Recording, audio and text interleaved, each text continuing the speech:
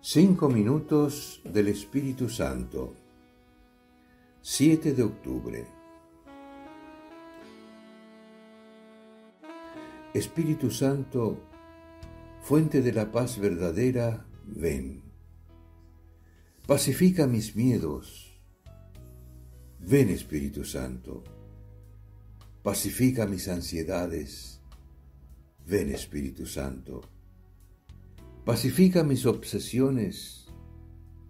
Ven, Espíritu Santo. Pacifica mis remordimientos.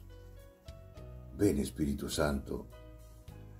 Pacifica mis malos recuerdos. Ven, Espíritu Santo.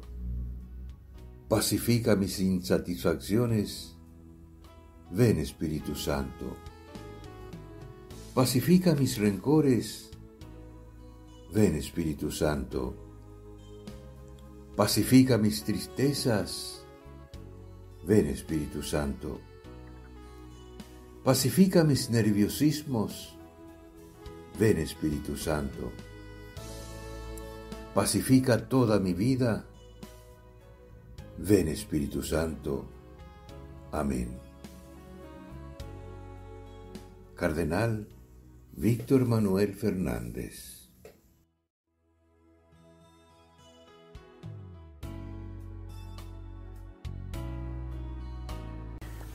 ¿Te gustó el video?